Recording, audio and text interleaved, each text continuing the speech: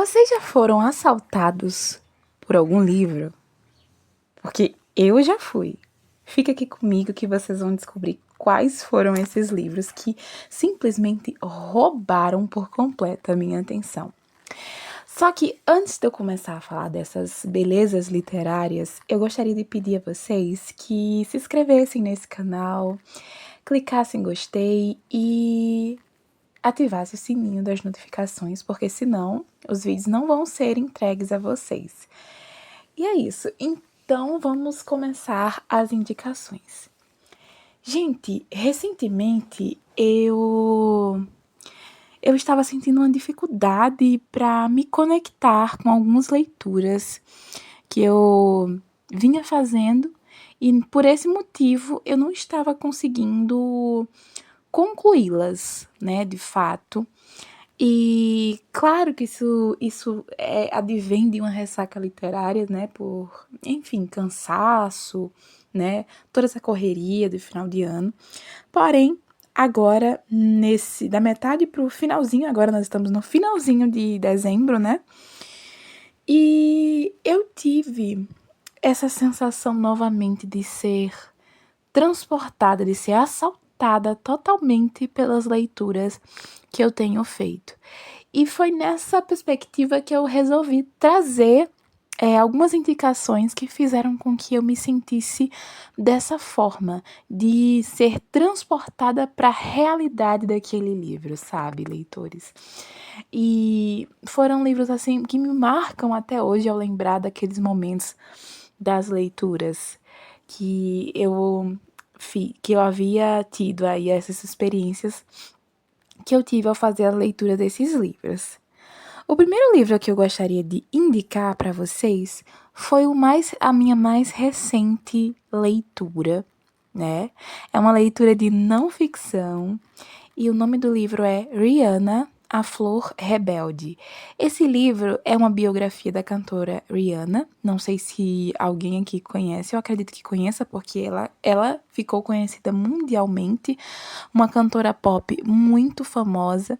E aqui nós vamos ter a retratada nesse livro toda a sua história de vida, como que ela começou, né? E eu me identifiquei muito com muitas situações que ela trouxe no livro, né? Principalmente de quando ela não era famosa, né? Rihanna nasceu em Barbados, em 1988, né? Que é uma ilha, né? É um país hoje, mas é um país pequeno, muito conhecido, né? Turisticamente por ser uma ilha, né? Por ter aí ser um país assim litorâneo, né? Cheio de praias e um país que temos muito sol, inclusive durante a noite. E aí nós vamos conhecer toda a trajetória da cantora Rihanna, como que a Rihanna ela conseguiu ter a ascensão, né, todo esse sucesso que ela teve, né, e tem até hoje não mais como cantora, mas como uma grande produtora de moda, né, ela tem sua própria marca de roupas e de cosméticos. E um livro que simplesmente eu li em menos de 24 horas. Eu comecei a ler no dia 25 ainda à noite e terminei ontem esse livro em menos de 24 horas. Um livro assim que você simplesmente cola nele até não chegar na última página. Bem, a próxima indicação que eu trago para vocês é um livro do Gabriel Garcia Marques, né? Gabriel Garcia Marques, que hoje está muito conhecido pela série né, da Netflix, que foi lançada há pouquíssimo tempo, né? Mas não vai ser 100 Anos de Solidão que eu vou indicar para vocês. O livro que eu vou indicar para vocês é O Amor nos Tempos do Cólera. Gente, esse livro, ele traz em sua história momentos muito importantes. Garcia Marques, né? Ele é da Colômbia, então ele traz assim momentos, né? A palavra cólera, ela demarca momentos muito importantes dentro do contexto que esse livro ele aborda, né? Ele vai trazer o contexto ali da doença, o contexto ali literal, né? Para quem não sabe, cólera é uma doença intestinal que ela pode tomar proporções tão graves e tão alarmantes que ela causa diarreias violentas e que pode levar até a morte por desidratação. E naquela época, essa doença estava em seu auge, né? Então, outra menção, aliás, outro significado que a palavra toma, né? Como, né, uma metáfora, né, também para o contexto que o livro traz, é a grande guerra que assola o país naquele ano. Então, nós temos aí duas catástrofes que esse livro ele faz aí menção, né? E nós vamos acompanhar nesse livro a história de amor que simplesmente dura 50 anos e ela traça aí, né, percorre esses 50 anos, né, para poder de fato acontecer. Então é a história do Florentino Ariza e a Fermina Daza, né? Esse amor que poderia ser impossível, né, acaba, né, ganhando forma e se tornando real ali no livro, quando os dois já estão ali com a idade bem avançada, mas que isso, de maneira nenhuma, impede os dois de viverem a sua história de amor que não conseguiram viver na sua mocidade. E esse livro traça aí várias questões críticas, né? Traz ali, por ser um livro que foi publicado ainda no século XX, ali na década de 70, né? Esse livro, ele aborda diversas temáticas, né? Como a questão política daquela época, a questão da aceitação do namoro, né, de pessoas já com uma idade avançada, hoje se diria na terceira idade. E é um livro muito interessante e um livro que você simplesmente fica ali presa enquanto você não conhece o final dele. Leitores, a próxima indicação que eu trago para vocês, dessa vez ela vem do México e ela também é uma leitura muito tranquila, muito fluida de se fazer. Um livro que eu simplesmente li em uma tarde. Esse livro, ele se chama Como Água para Chocolate. Esse livro, ele tem uma adaptação cinematográfica. E, gente, esse livro ele foi escrito pela autora Laura Esquivel. E esse livro ele vai contar a história de amor entre a Tita e o Pedro. Uma história que era ali, teoricamente, impossível de ser concretizada, porque a Tita era a filha mais nova de uma mulher extremamente conservadora, tradicionalista, que não permitia que a sua filha mais nova, que no caso era a Tita, se casasse, porque ela tinha que ser. A Tita seria a sua cuidadora, sabe? Então, a Tita, né, ela não estava ali, ela não poderia se casar enquanto a sua mãe, né, a Helena, não viesse a falecer, pois, de acordo com a tradição daquela época, a filha mais nova, ela estava ali projetada para cuidar da sua mãe idosa, né? Só que o que aconteceu? O Pedro, para ficar perto da Tita, casou com a sua irmã mais velha, que era a Rosaura. Só que essa ideia ela não foi tão legal assim, né? Porque isso gerou muito sofrimento para Tita, né? E qual é a questão que é mais interessante nesse livro, gente? É que esse livro, ele faz com que todos os nossos sentidos, eles fiquem aguçados, porque ele traz muitas, né, muitas descrições daqueles locais, faz com que a gente realmente se transporte para aquela cultura mexicana. E o mais interessante e intuitivo que eu achei desse livro é que esse livro, ele são 12 capítulos, cada um destinado a um mês do ano, e cada capítulo desse iniciava com a receita, sabe, tradicional do México. Então tem tortitas de chocolate, né? Tem comidas, né, para almoço, né? Comidas bem assim, eu acho que chega a boca, chega a água, sabe, gente? Tem perus guisados, frangos guisados, muitas receitas assim bem apetitosas, tortas de chocolates, com nozes, com amêndoa. Gente, uma delícia de se ler no sentido mais puro da palavra, sabe? A próxima indicação que eu trago aqui para vocês é de um clássico do nosso Brasil, e esse livro é do Jorge Amado, né, do baiano Jorge Amado, muito conhecido pelos seus clássicos muito envolventes, né? Principalmente por trazer em seus clássicos essa pegada das críticas sociais, né? Ele tem muito isso nos seus livros. Os livros que o Jorge Amado ele escreve, a escrita dele é muito cativante. Faz com que a gente se sinta em casa, eu como nordestina ainda mais. E nesse livro, o livro que eu tenho para indicar para vocês é Gabriela, Cravo e Canela. Quando a gente escuta, quando a gente lê esse título, a gente já remete a alguns sentidos, aguça principalmente o cheiro do cravo, que é muito forte, e da canela, que são especiarias que chamam muito a atenção, não é mesmo? Vocês vão de concordar comigo que essas especiarias chamam muito a atenção. E aqui nós vamos acompanhar, né,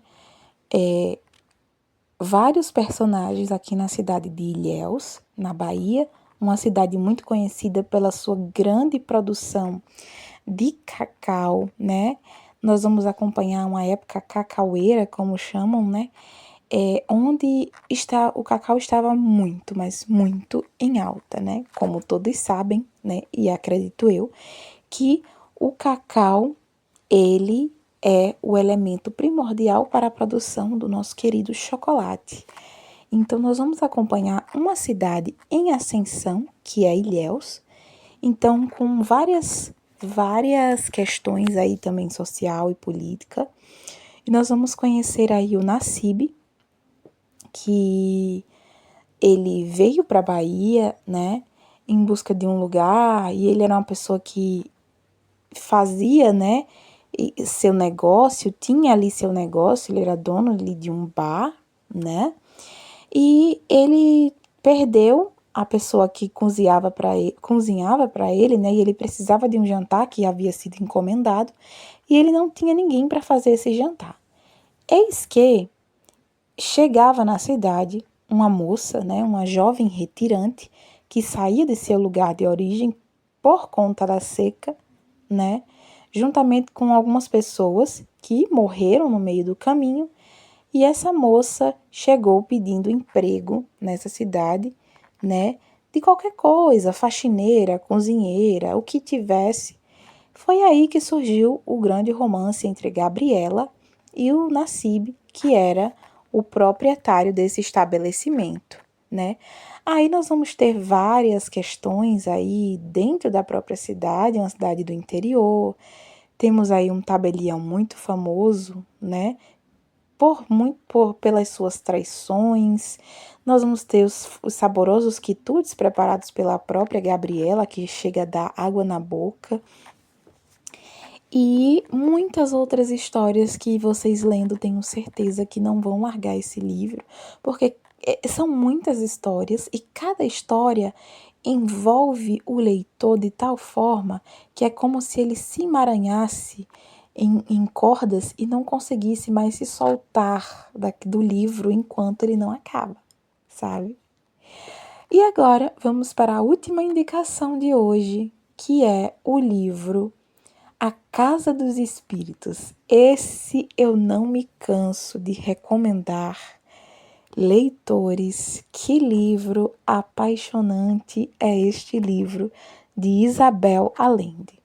Eu já falei e repito para todos, todas e todes que quiserem ouvir, que Isabel Allende é uma das minhas autoras preferidas, principalmente pelo seu estilo de leitura, que faz com que eu me sinta em casa lendo seus livros. Foi uma das primeiras resenhas que eu trouxe para o Clube do Livro, né? E aqui vou trazer um trechinho do que se trata esse livro.